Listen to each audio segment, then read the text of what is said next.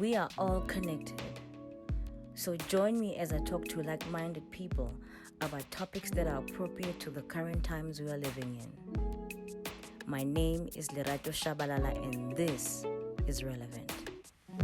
Hello, everyone. Welcome to another episode of Relevant with me, Lerato Shabalala. Remember, you can access this podcast on my website, leratoshabalala.com, or my YouTube channel, because me and my guests, we deserve to be seen by you, okay? But you can also listen to the audio version wherever you listen to your podcast, whether it's Apple Podcasts, Iona, or Spotify. I'm very, very excited about this conversation that I'm going to have today. It's a conversation that probably I should have started with when I started Relevant, but I think it's fantastic to summarize the year with it and have this be one of my last guests for 2020. She's somebody that I have admired. We have mutual friends. And we both have worked in the newspaper lifestyle section. And I was always sweating bullets on the other side of the papers because she was on the other side of the papers. And I looked to see what she did every Sunday. And we have both sort of transcended the world of journalism, which is where we both started, into corporate spaces where I believe both of us are coming in as ourselves. She is a feminist. She is a phenomenal woman. She is the head of, what you are, let me just tell you, this is Gail Smith, but you're amazing, Gail. How are you? Hey, Lerato. I'm very well. I mean, how can I not be well after such a lovely introduction? I'm really well. I'm living my best life, as the kids say. Yes. I think that's what Kovivi has taught me. I think, they were predicting we'd all be dead by July. So I just decided I was going to live my best life this year. So I am. I'm very well. That's fantastic. We deserve, one of the things I'm realizing is that we all deserve to live our best lives. So you are the head of strategic communications and spokesperson for the Soul City Institute for Social Justice. So people who know this podcast know that I actually want somebody to print me out a shirt that says Social Justice Girl, because I have also become that person who, the older I get, I just can't shut up. I just can't sit by and not say anything. And I'm glad when I see other women like you, and you've paved the path much longer. You've been working this much longer than me. So my first question to you is, so I follow Gail on Instagram, by the way. So I went and snooped a little bit and I liked some of her pictures. And one of the things we posted this week was that in 1990, you worked as a model. So you could get money and take a gap year and go overseas. And I thought, what an interesting thing, because a lot of the times people associate feminism with not being feminine, with you won't do a job that, and you're already a feminist by then. So I guess my first question is, what did in your early life modeling teach you about feminism? Well, modeling taught me a lot about feminism. I mean, modeling really sort of entrenched what I was learning about feminism, or what I'd learned about feminism. I mean, I think that my mother was the kind of woman my mother was a feminist. So when I was kind of 13, 14 and just becoming a girl, and people were going, oh, she's so beautiful. Oh, she's so beautiful. My mother was the one who would say, but is that enough? Yeah.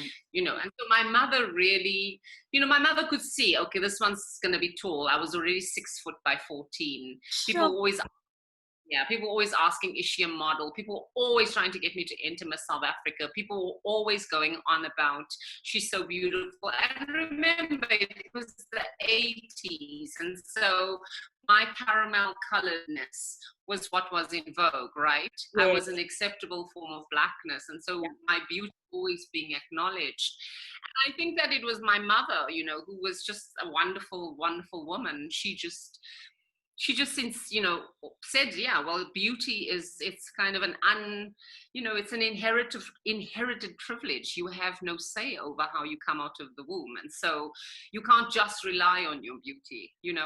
And so my mother emphasized other things, but she was also a very practical woman. And so I did enroll with a modeling agency, and I did I really did. I was never a glamour model, but what really paid was the editorial. So I did a lot of sales house and that sort of thing. And that's where the money really was. My mother was like, go make the money. Oh, yeah. My mother was like, go make the money. But she also taught me to be vigilant. So for me, feminist, but I was also just cognizant of the fact that my beauty, I'm saying this now with these big sort of high-flying intellectual sounding, but they were very baby ideas. Yeah. But the modeling industry reinforced what I was learning as a feminist at the same time through high school and into university. It was reinforcing the values that we place on women and girls. It was reinforcing just South African values in terms of color. The weaves were new those days, right? But I had hair that I could blow dry, and it would, and so people were often think, is that a weave? They thought I was some, all of that nonsense. Yes. So, for me, and also you could make a lot of money as a girl. So I was, I did it. I was at university. I literally would write university exams and then go do modeling assignments. So for me, I didn't have any particular problem with modeling per se, because I also did other work. I also worked in other ways. I worked at Mnet when they were just starting. I worked in a division called multi-unit dwellings, MUDs, when Mnet started, so I did a whole array of things, but my family inculcated a love of working. So modeling was just another job for me. And it's funny because I was at university with Jackie Makalamela. Oh, I thought you meant. Yes, I think she's Basisani's sister, right? Yes. We were at Rhodes together, and we were in adjoining houses, and we, of course, got to know each other because we Joburg girls, right? Yes. And in the 80s, Black people found each other. So she was always saying, girl, let's enter this modeling competition. Oh, there's a Miss Somerset West. Oh, let's go. And I'd be like, modeling? I'd be like, beauty competition. She entered, she won a car, she won this, she won that. And then if I was smart, I would have entered Miss South Africa. I would have entered those competitions, because it's also a way to make money. I'm not endorsing beauty competitions. I think they are inherently patriarchal. I think they are inherently offensive. But I also see the utility they can have in a woman's life, right? Yeah. So I don't know if that answers your question. More than answers my question. So I have two questions that I want to ask you. So I'm going to just say, I think one of the things you mentioned in the feminist thing is executive produced by the wonderful Khomuzoma Zunyane.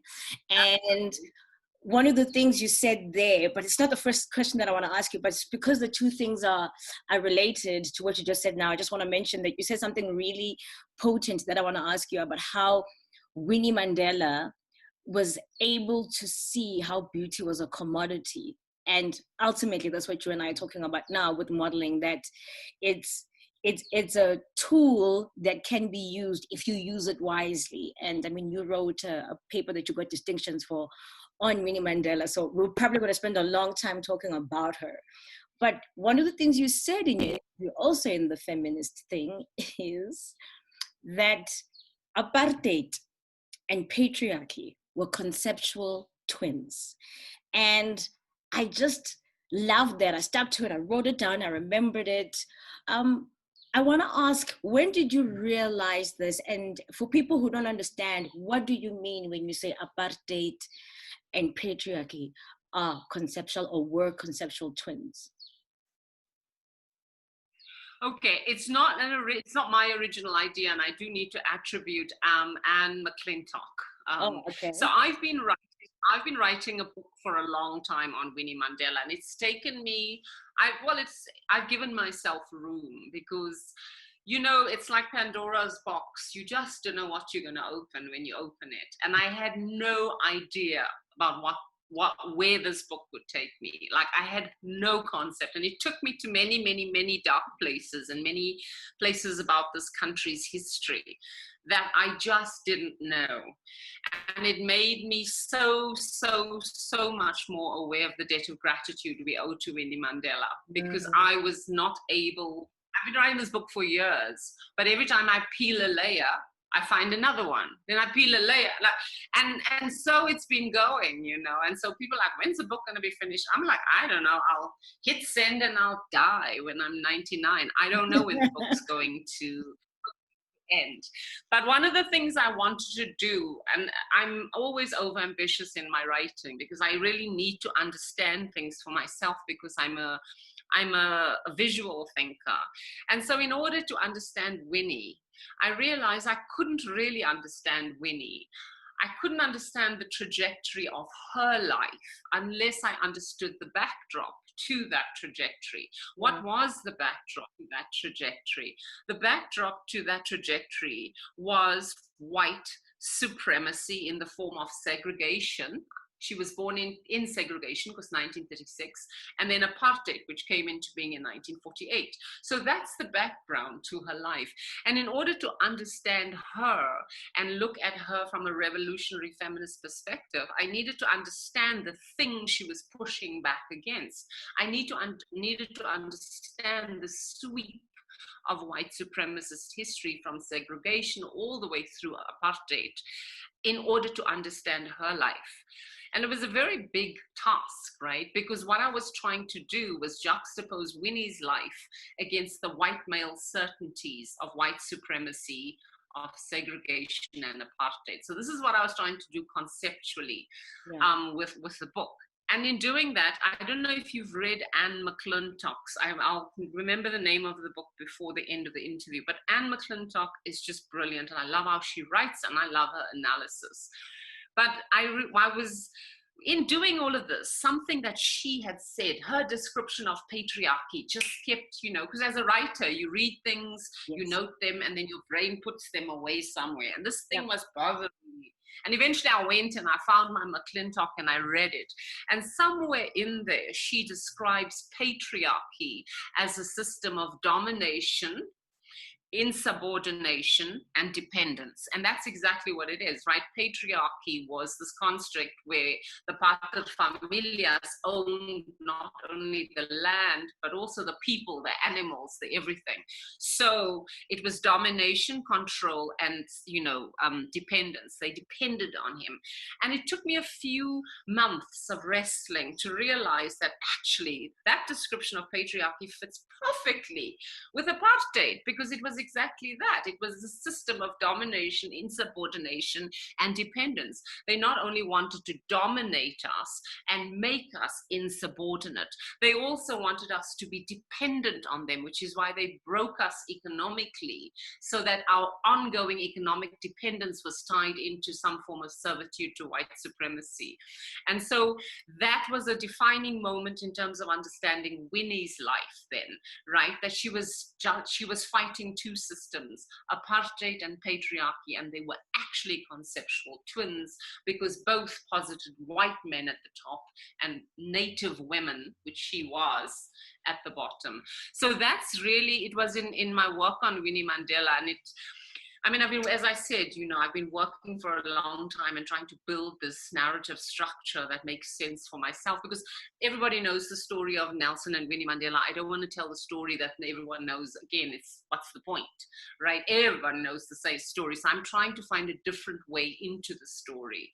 And so that is the way that I then went into it, to build the sweep of her life and then create this other structure that she was pushing against. So yeah, that's where those two systems and the conceptual twins idea came from. And as I said, it's not an original idea. It is, I do in my book credit Anne McClintock for that idea. I mean, I must remember the name of the book. I use it every day and I've just gone blank on it. But she writes about South Africa in very, very fascinating ways. And that was one of the ways that she describes patriarchy. So Sure. I mean, I think that first of all, I'm just happy to hear that the book is going along.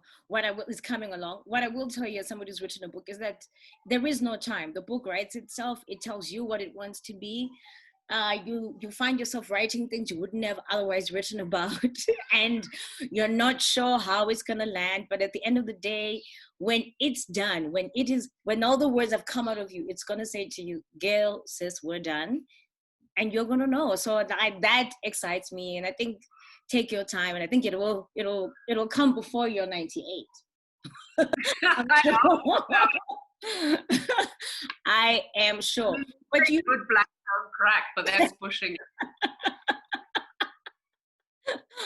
but I mean, yeah, I'm very, very lucky to be a Black woman, and I'm sure you feel the same way. It's an incredible experience. You know, I was thinking that one of the reasons I feel that Black women are progressing faster than most of us would have thought is because of that system that you count, of us having been the maids, the caretakers, and watching these white men work, you know, watching what they did kind of has really been helpful to us, because then it's cut through some of the bullshit that we would have otherwise have put up with.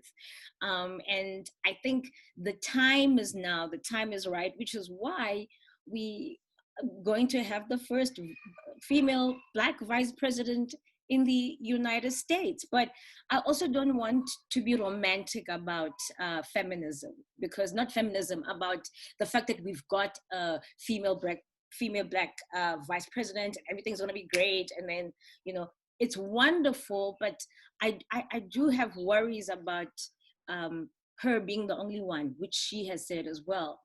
What do you think is going to mean for all of us, Black women around the world, to have Kamala Harris be such an integral part of the White House, in terms of the policies that Donald Trump was going to pass to say women can't have abortions as if it's men's rights? What do you think it's going to mean for us, for those of us who are really, really, really proud of that moment? And I know you are, both you and I posted about her. Well, I'm very proud of it, but I mean, as a South African, I'm also proud of the fact that this is not new to us. We've had a woman deputy before, right? And actually, I mean, America is always lagged behind the rest of the world. Indira Gandhi, you name it. The global South had women in high office. So while I'm very proud of Kamala, it's also a gesture to North Americans, because they have such, dominant editorial force and see themselves as firsts, which is also a moment to say, well done, but you ain't the first. But that said, I mean, I think that it really, really matters, just as justice must not just be done, it must be seen to be done. It matters to have people who look like us in positions of high office. It really helps to have people who look like us advocating for change and using their power to bring change.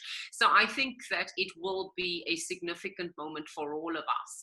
But I mean, when you said something about you're so proud to be a Black woman, and I agree with you, but more than that, I'm very happy and proud to be a Black South African woman.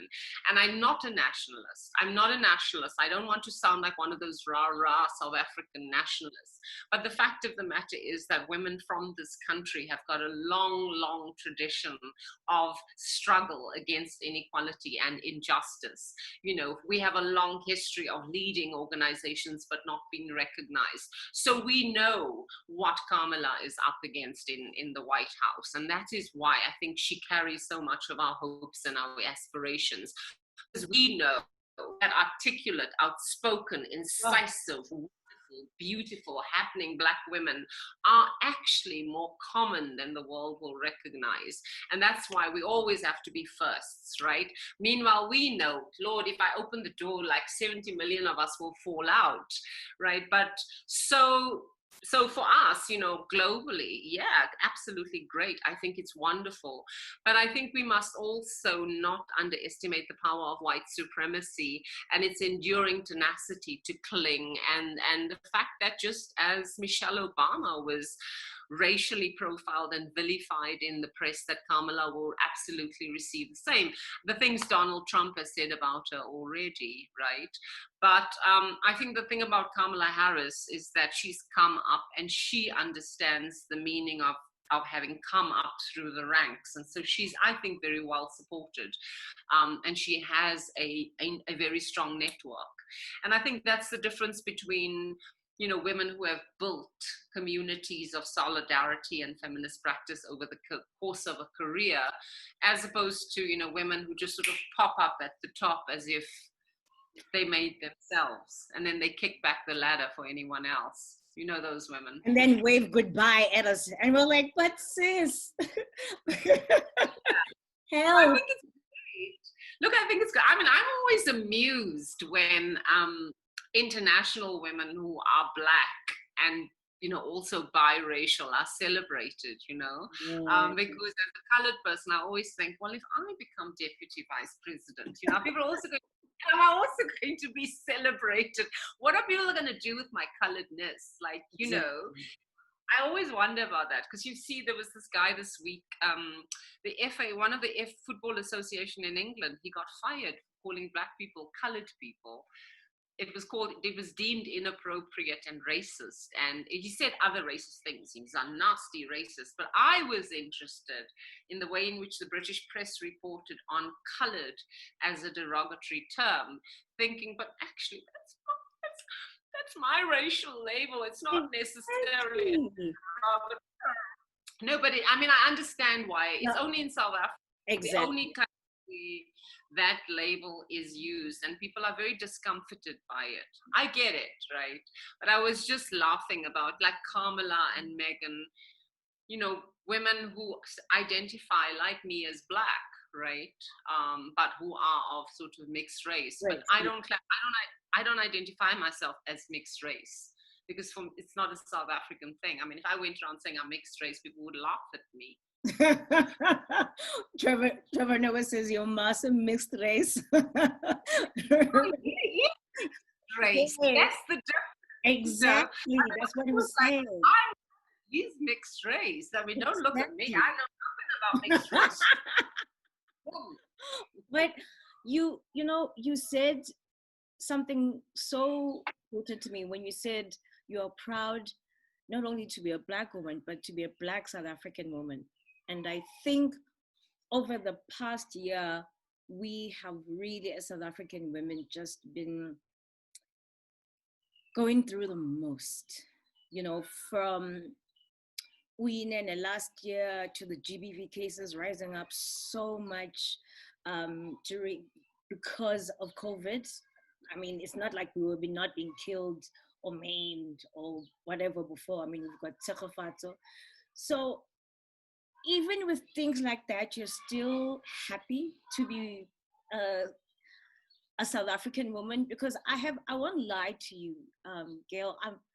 I'm having some tough moments as a feminist in South Africa, with the way our bodies are just like, men feel like they have a right to them, they have a right to kill us, they have a right to muzzle us, and we live in fear for our girls. And I'm like, I love our country. We're the same country where in 1956, on August the 9th, women got together of all colors to represent women and say, actually, we deserve rights. And you've worked for the Human Rights Commission in this country.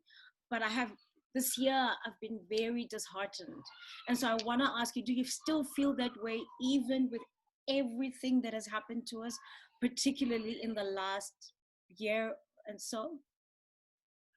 Absolutely, because the thing is, and just as you shouldn't judge a woman by the amount that she can bear and always be saying, oh, Black women are so wonderful. I mean, are so wonderful because they, they're the mothers of the nation.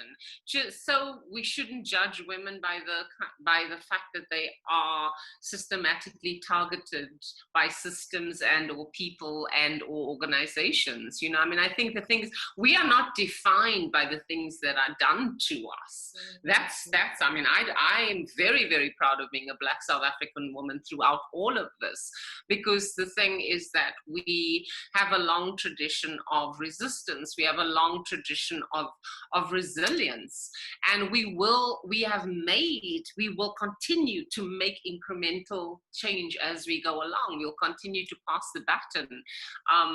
And I think that it's not that I'm arguing for South African exceptionalism. I'm really not suggesting that. What I am saying is that because we were governed by apartheid, which was such a specific system and was so structured and constructed. I mean, the apartheid state was like the Nazis. They were so sure of themselves. They documented everything. So everything is documented. Their rationale for it's all there.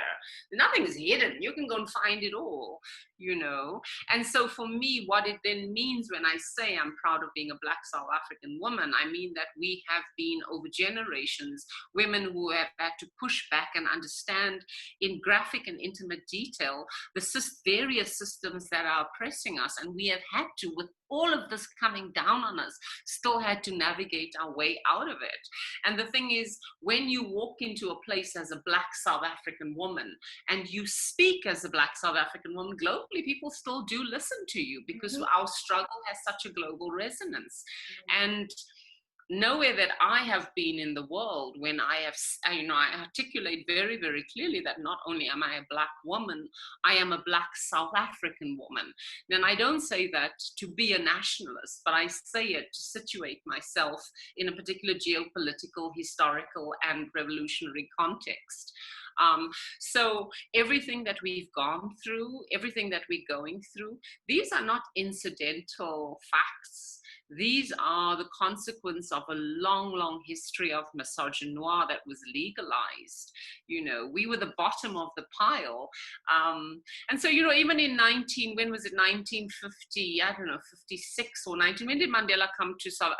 Nelson Mandela came to Johannesburg in 1939. I think the war had just started. So, yeah, the Second World War. Anyway, so, he had just I was going to go somewhere with this about misogynoir and hatred. Oh, and he never wanted to be a lawyer. He really wasn't interested in being a lawyer, Nelson Mandela. He was a pampered son of a chief, and so when he was at Fort Hare, his cousin or nephew, Matanzima, kept saying, study law. And he was like, I don't want to study law. I want to be an interpreter and I want to work. He really to be a collaborator, essentially.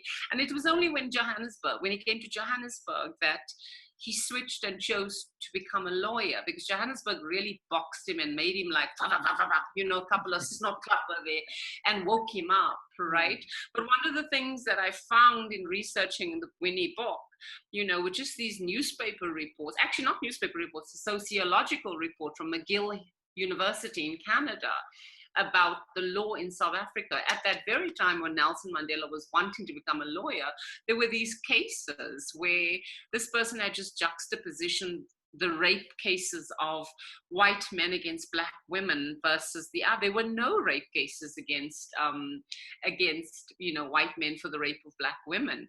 And in fact, there were harsh sentences. Native men who merely looked at white women would get lashes and hard labor, and Black women who were routinely being raped by white men were just not, the court was unapologetic, and we will never believe the word of a Native woman, literally that overt. So the historic hatred of Black women and what we see today is a continuation of something that's very long and very, very entrenched. And so it doesn't make me feel less proud of being a South African woman. It makes me more proud, because it shows that we have never accepted it and we will never accept it. And this new generation shows me that And I literally am at an age where I have consciously handed over the baton because it's in good hands. So yeah, am I proud to be a South African woman? I'm absolutely proud to be a South African woman. Am I ashamed of the misogynoir and the hatred of Black women in this country? Absolutely, but it's not my shame to carry. It's not our shame to carry. It's the people who created the system. It's the people who benefited from the system, and it's not us, so.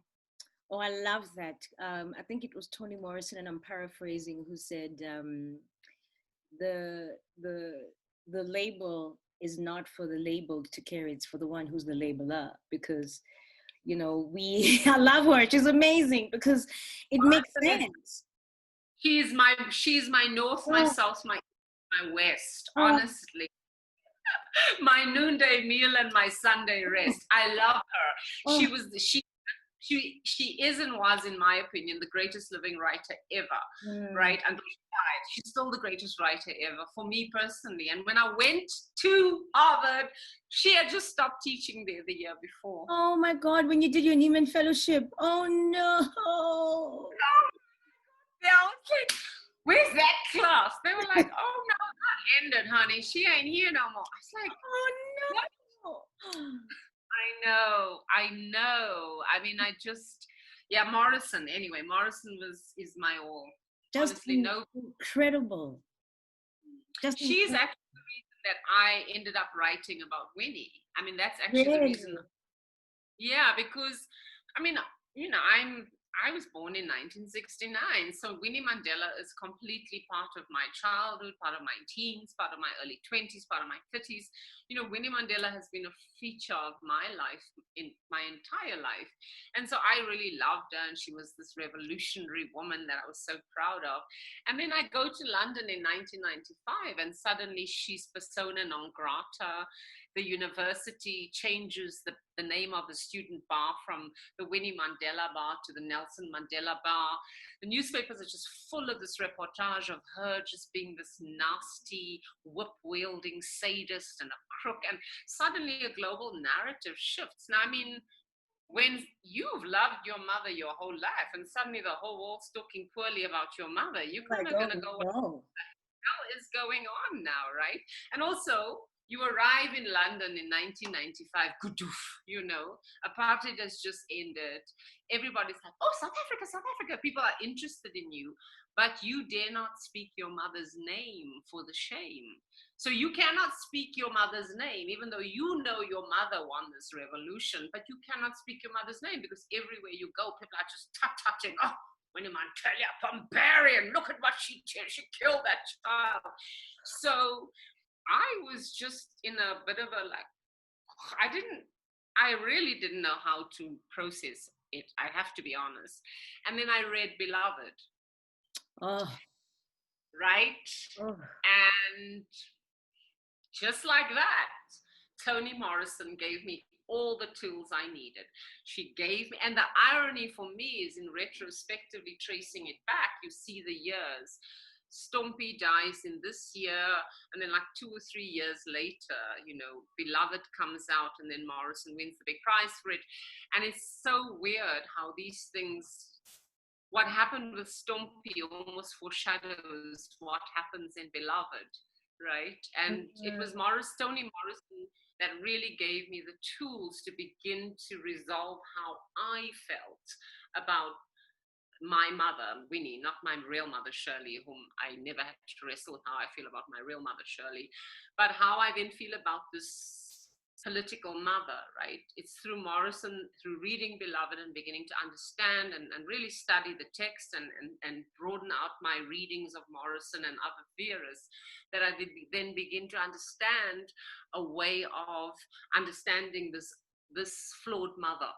Right. For me, Morrison is, I mean, there just was no greater writer. She had a capacity to write fiction.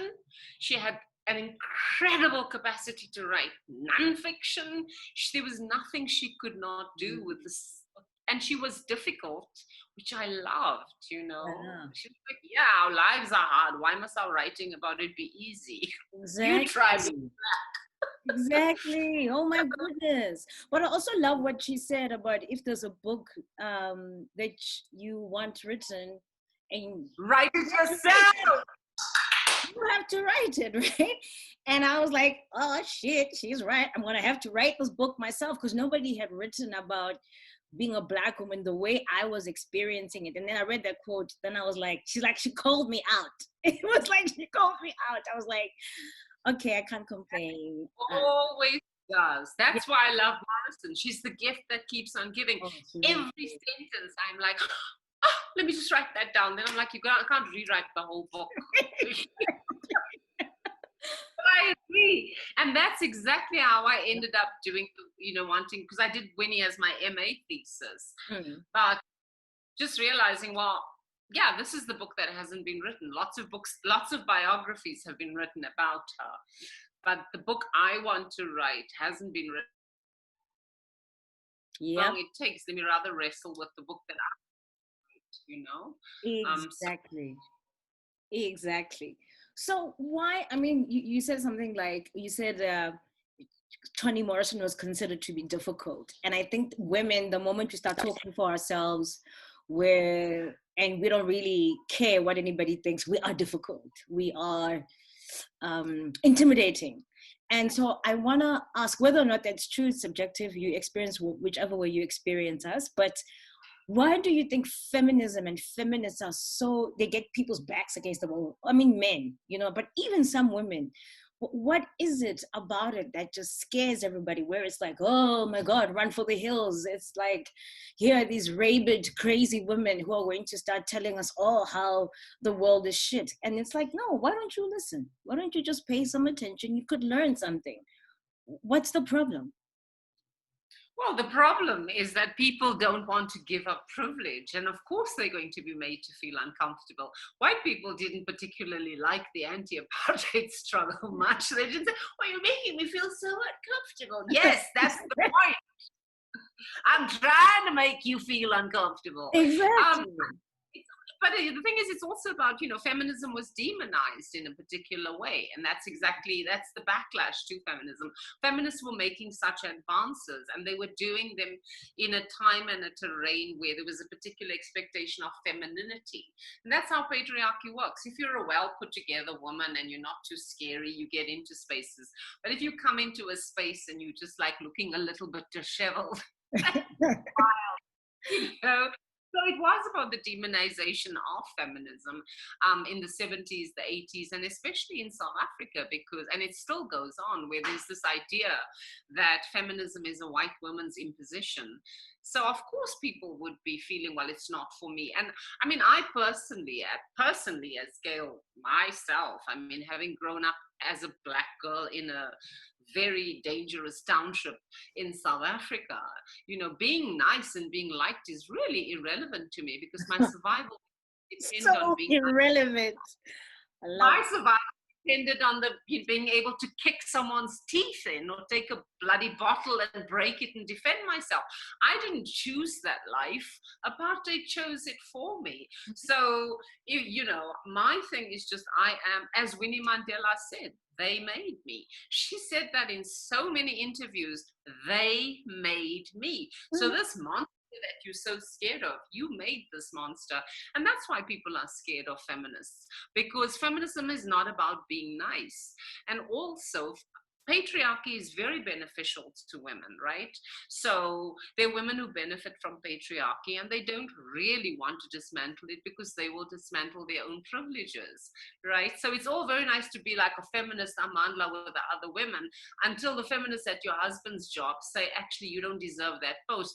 Then your feminism's out the window because your salary is in jeopardy. That's not feminism. No. My thing is just, I don't have to like you as a woman. I really don't. Some feminists are absolute assholes.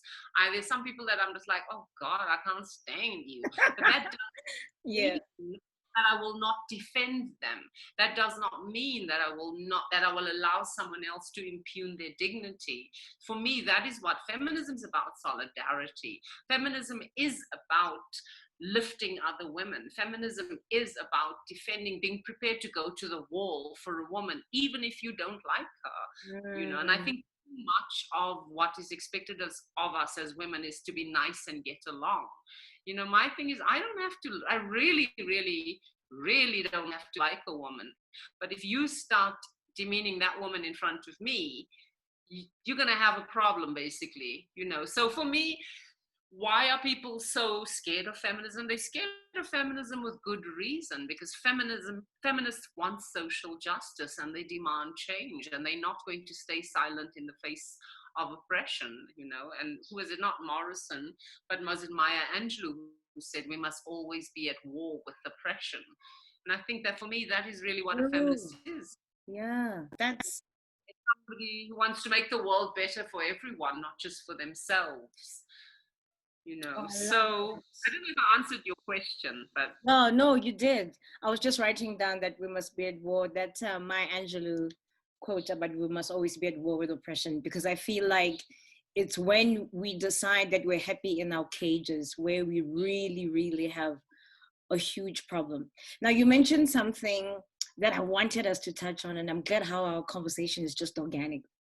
You were talking about the women who are with you until, you know, they realize their husband privilege is going to be in jeopardy. Then they're like, no, no, no, no, no. And both of us are women of a particular age, and we both are unmarried, and we don't have children. And there is something about marriage and being in coupledom in some way, for women, that, I mean, is made to make us feel like our living is now justified, like there's a reason why you're here. I mean, they even say he's making an honest woman out of you, which means if you're not, then what were you before? Which is just the most strangest, most bizarre thing to ever say.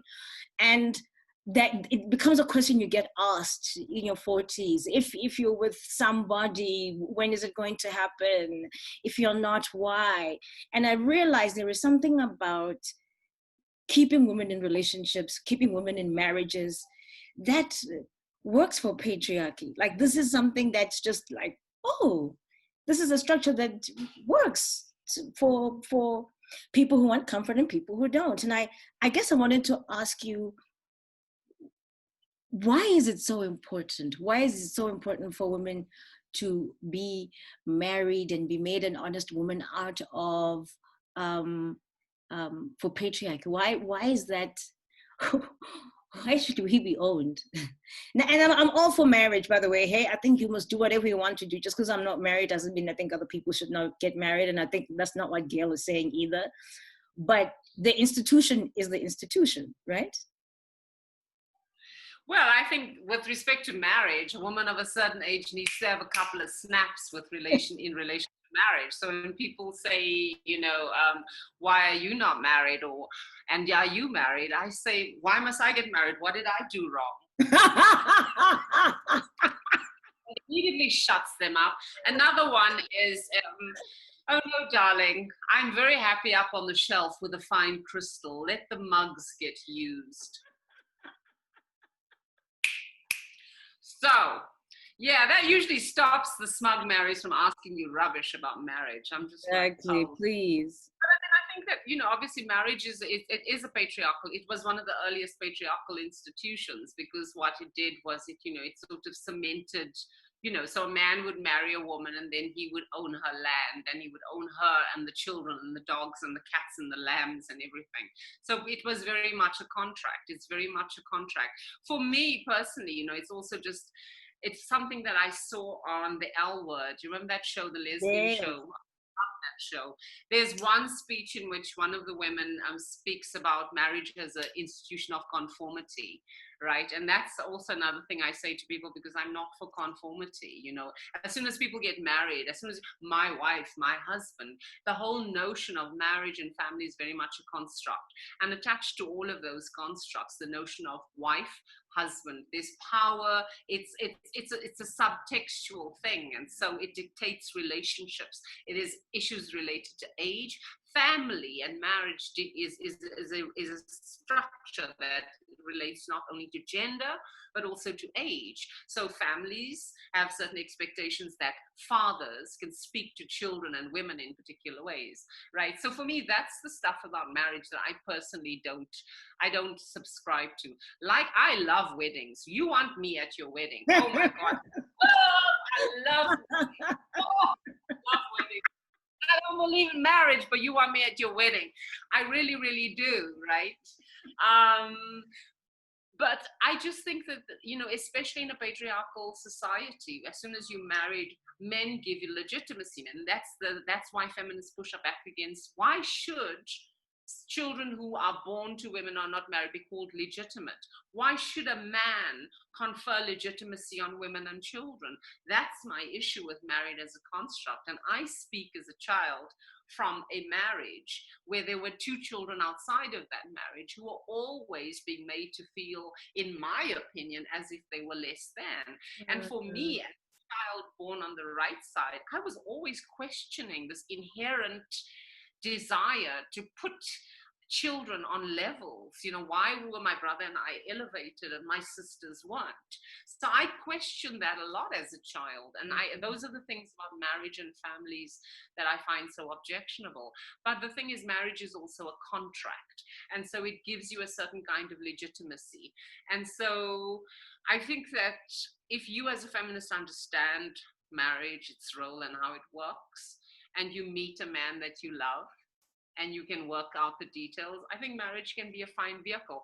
It's when people start expecting things, like, you're now married, now you must get up at 2 o'clock in the morning and fry up a breakfast or whatever the hell wives do. I don't know. Someday I will know, because I'm open to marriage, by the way. In 2018, I had an epiphany. I was like, okay, maybe I will just try my own wedding. But I mean, South Africa is like that. It's like it's a pissing competition when women get together. It's just a matter. You just set your clock before the first woman says, "Oh, my husband." I'm sorry, but if you really are so proud of the fact that you have a husband, and it's I just personally, do you, girl. For me personally, I would rather be saying, oh, I've got a ficus that looks so beautiful. I've looked after it for 16 years. For me, that's an accomplishment. Yeah. Men are like buses, you'd light a cigarette and one will come. Men are not a prize. My mother taught me that. My mother was very clear. She was like, men are not a prize. And one of the things my mother said to me over and over when I was a little girl and a woman and all of that, she'd be like, the man worth running after has yet to be born. Yep. And I agree. Men will come to you. One thing I know, so my husband is waiting for me. I'll let you know when the wedding will be. I will be at the wedding. Thank you very much. Okay. And I will extend the same invitation to you the day, should it happen. Do you want to get married, though? I'm either here nor there about it. Okay. I think that for me, when equality is the most important thing when we see each other as partners. And I think that I have been guilty of being in relationships and being that person who is making the meal, not at 2 a.m, but, I'm making the breakfast and I'm doing this, and the things are not being reciprocated. And I think that's okay. I think part of being middle-aged is understanding there are things that you deserve. And Nina Simone said, you've got to know when to leave the room when love is no longer being served, right? So my thing is, as long as it's been served, I'm there, but I'm not invalidated because I'm not married and I don't have children. I think, as you say, should I meet that wonderful, great person, then yes. Otherwise, no, I feel just fine by myself. Just fine. I like having options. It's fabulous having options. You know what I say? Don't diagnose yourself with depression. Make sure you're not surrounded by arseholes before you diagnose yourself with exactly. depression. I think that for me, let me tell you something very frankly. that you maybe, I don't know if you've dated outside of South Africa, but I think maybe South African women also need to recognize that we operate in a very weird kind of masculinity. And I promise you, I travel with Tinder. And let me tell you, it's been one of the most affirming things ever. Really? Okay? I don't know if you've dated outside. That's when you realize the difference in kinds of masculinity. Because what I have never been called intimidated. I love going to Italy to travel with Tinder.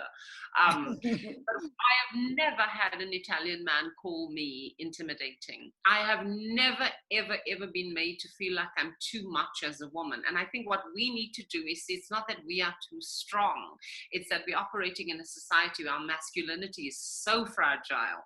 And honestly, when I first started traveling with Tinder, my self-esteem was so low that I was swiping left on these absolutely beautiful Italian men. I was going, oh, Drew, he'll never like me. Swipe.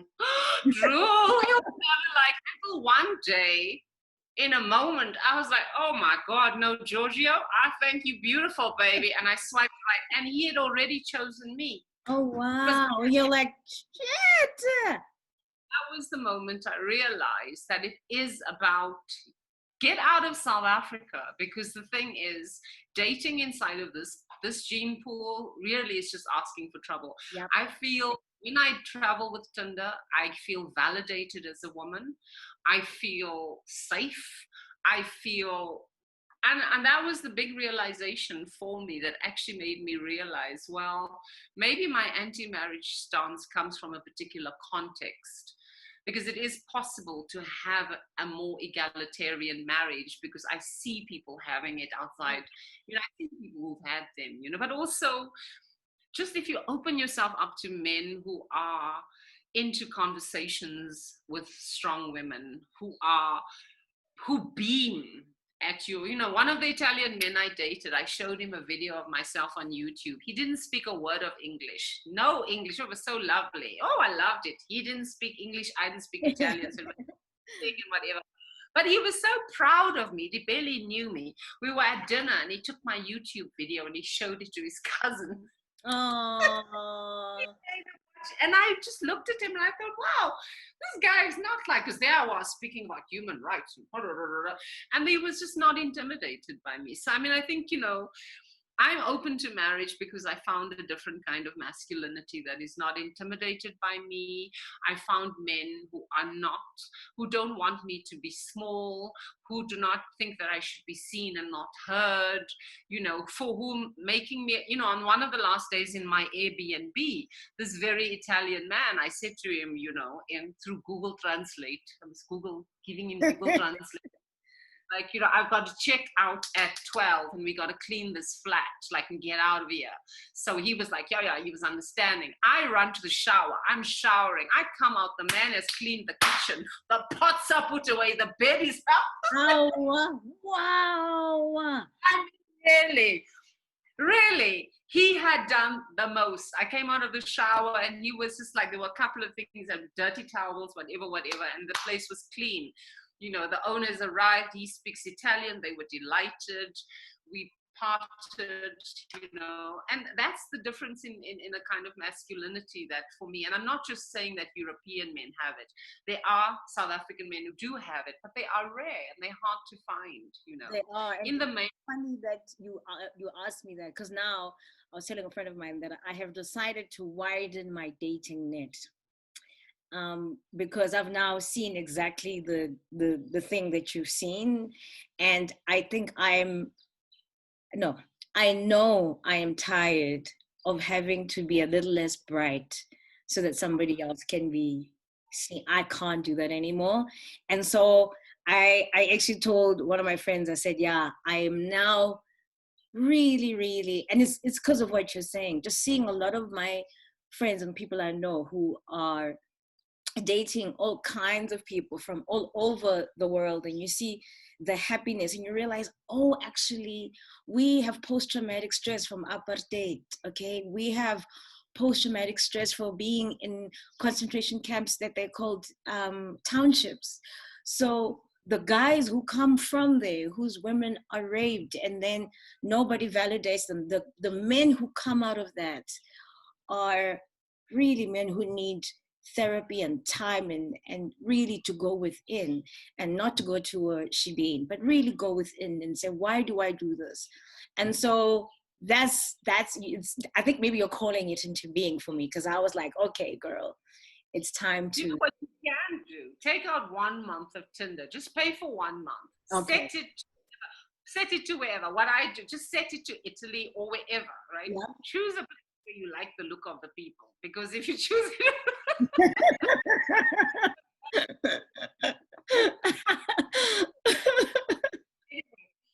so just choose a place and then see what you get. I mean, for me, that was the eye opener. It was like realizing that even now, because Tinder's changed their settings during lockdown, so Yeah. you can actually choose it to a specific geographic location. And for me, it's quite interesting to then see what comes back, right? Just as an experiment for yourself. I mean, Tinder, and also Tinder's a laugh a minute.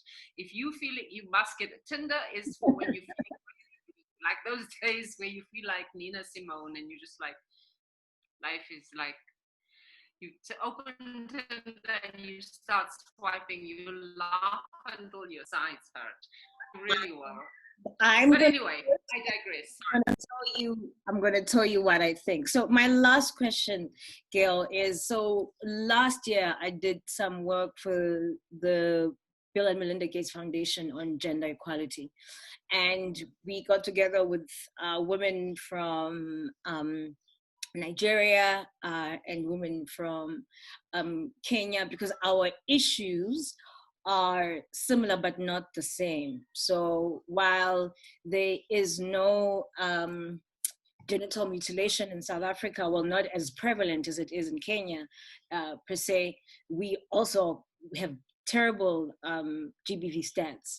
And one of the statistics that came out, which shocked me, and it's the thing that I really wanted to discuss with you before we go, was that they estimate that it's going to take 108 years for true gender equality to be actualized. So for women to get paid the same, for just for everything else, for the ground to be even. And that's really over a century.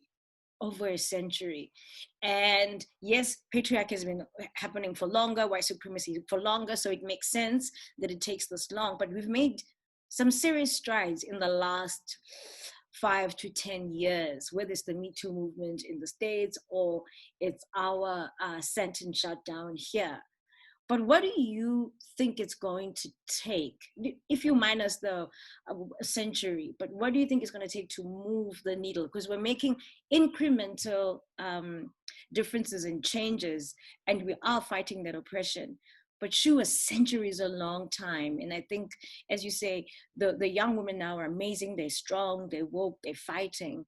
But what can all of us as women around the world do to get ourselves to this? And it's not a utopia, but to get ourselves to a place where we don't even have to talk about the rights of women and girls. Ooh, that is a tall order.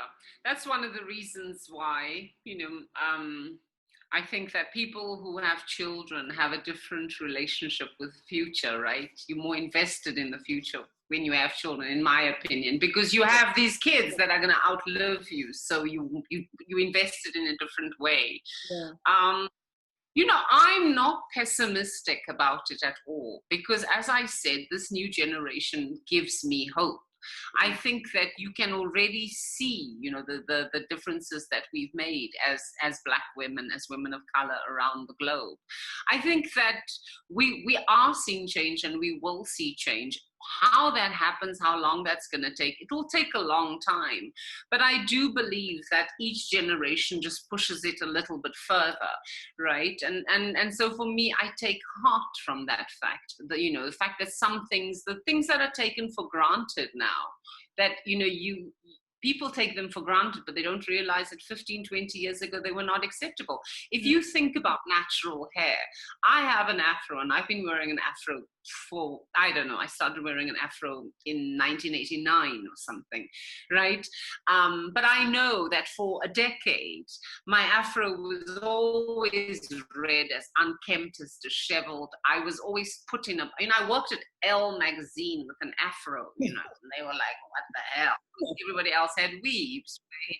But you think about the difference that Black women have made in the last 15 to 20 years in terms of making natural hair, not only part of the mainstream, but it's now become, of course, as per usual, this giant commodity. So you need to see it in those, we make giant strides in some spaces and little strides in others, but cumulative over the generations. Yeah, I mean, it goes in fits and starts. We make giant leaps. You also must not the problem with getting too down and depressed is that you always have to look back a little bit, right? And you have to just look at what we've achieved just in the last 25 to 30 years. We've achieved abortion rights. That's huge. It's vast, right? We've achieved, what are the other rights we've achieved? We've achieved the right to bodily integrity. We've achieved the rights to own land, which we couldn't before, And so we do have to also recognize where we are in order to understand what's needed for the next step. And so while there is a focus very much on inequality and Black women's murder and rape and femicide and all of those things, and we must be cognizant of them, we must not be defined by the things that are done against us. We must always be cognizant of the victories and the struggles that went into those victories, and be sure that we enable the women and girls and allies that are going to continue the struggle for the next however 100 years with the knowledge of what came before. Otherwise, you do feel like it's interminable. But if you just think about the fact that, 25 years ago, if you were pregnant, you had to find, I remember in my friendship circle, we all remember, oh my God, do you know a doctor? I'm pregnant. Yeah, okay, let me sort it out. Those days, this ain't no mobile phone. This is a Hello. Right? Okay. Yep. And then use the networks to find the doctor that will provide a TOP under the table with nobody knowing. So for me, those are the things that I take pride in as a woman, because I think that otherwise it gets so heavy and you just feel like we're never going to win this struggle. But I think there's always room for hope and for optimism, because we're more than just struggle and pain and injustice, We also are creative and beautiful and artistic, and we do so much. And I mean, as one of my old friends, Audrey Brown, would say, when we'd be listening to gospel music, hung over on a Sunday morning, we'd be listening to the gospel, not actually going to church, she would always comment, oh God, Black people just make such beauty out of pain and oppression. These came out of slavery, these spirituals, the songs we sang in apartheid was so exquisitely beautiful, but they came from such pain and despair. Look at where we are now. It was those songs that propelled us. So don't give up is what I would say. I think that it is depressing sometimes, but we've made many great strides. So yeah. I think this interview happened in my life when it needed to happen, because this has been like a masterclass in getting older with intent, and I think the intent for me, something that I decided, was just to live in light and be positive and be happy. And what you have done is educated me, which is great to know that optimism really is important in order to manifest a life that is in light and beautiful and enlightened. And what you've said to me is, Lerato, yes, it's going to get tough. Yes. But fear does not yield any positive results. Worry is useless. So just have a spring in your step. Believe that everything will be great, and look at how much you've done. Look at how much we have done. And so I'm just so grateful for it. And entitled. That's the other thing. You must always remember you are entitled to joy. You are entitled to moments of peace. You are entitled to moments of self-congratulation. Because Black women are always being lauded for being so strong, we never stop and say, wow, well done. Well done, just to yourself. We immediately jump to the next challenge and the next. So always remember that you are worthy. You are worthy just as you are. You don't have to do one more thing. Right now, you are worthy. Because as Black women, there is this incessant expectation that you keep doing.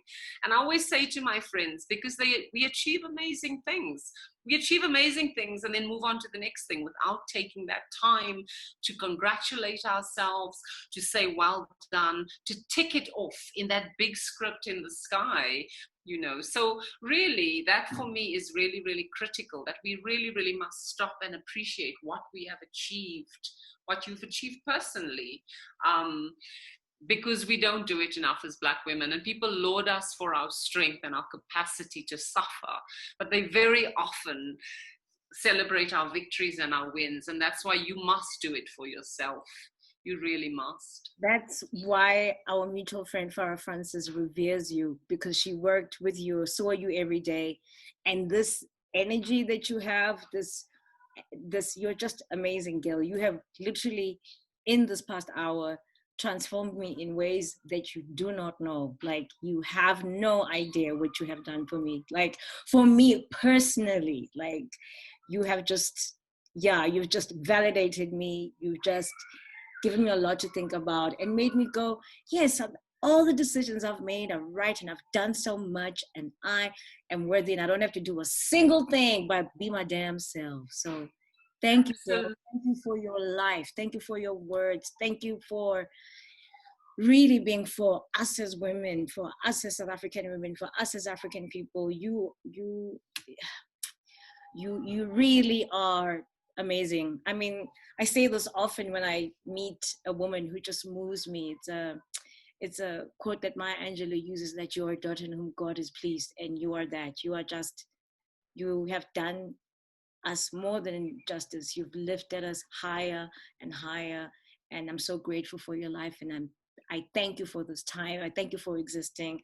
I feel like I'm going to text you and just tell you a lot, call you and tell you a lot, because you'll understand why this interview has been so transformative for me. Thank you. Thank you. Thank you for having me. I really enjoyed it.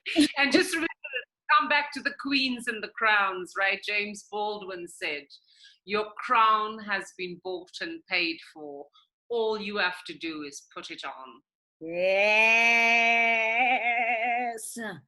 Oh, he's also one of my favorites. Thank you so much, Gail. Be blessed. And wonderful. Thank you so much, Lerato. I really, really loved it. It was amazing. Okay.